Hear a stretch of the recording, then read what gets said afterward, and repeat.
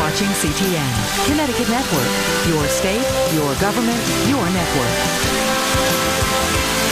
Next would be Heath Faley.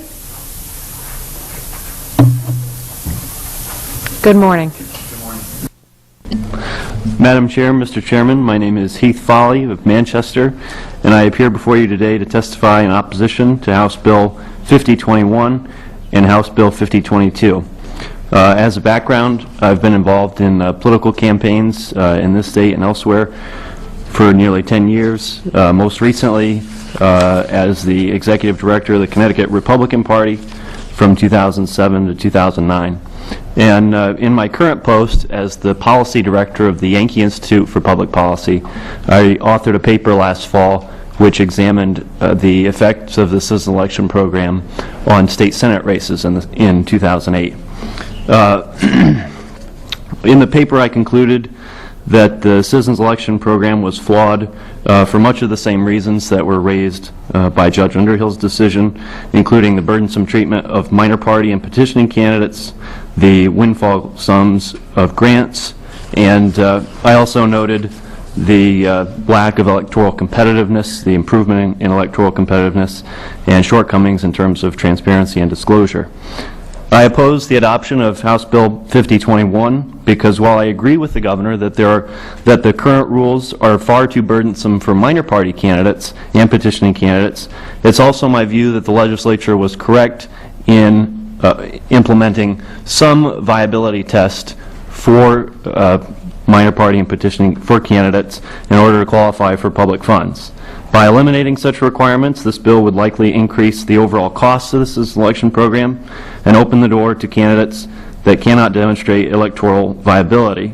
With this in consideration, the 3%, 4%, and 5% formula described in House Bill 5022 seems to be well justified by the evidence, as demonstrated in Green Party versus Garfield. However, the adoption of this test in 5022 doesn't appropriately compensate for the evidence presented by Judge Underhill that the use of a statewide proxy for major party candidates it overstates the significance of major party candidates in some districts.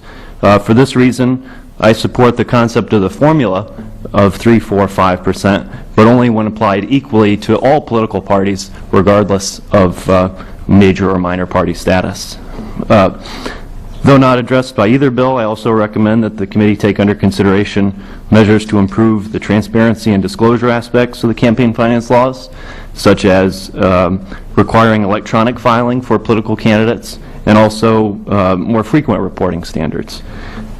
While I remain doubtful about the effectiveness of the program and philosophically am concerned about the spending of state funds for political campaigns, I recognize that it is difficult for candidates and that many well-qualified citizens choose not to run for public office because of the financing challenges that are before them. So hopefully by our actions here today we can improve the legal landscape for political candidates and improve our representative democracy in the state. Thank you.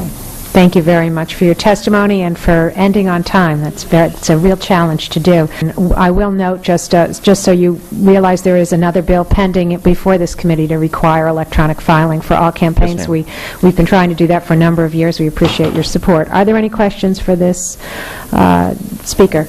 Yes, Representative Hetherington. Thank you, Madam Chair. Thank you for your testimony. You referenced that you had done a research project Yes, which was focused on state Senate campaigns. Yes, sir. And you mentioned one of the things you studied was competitiveness.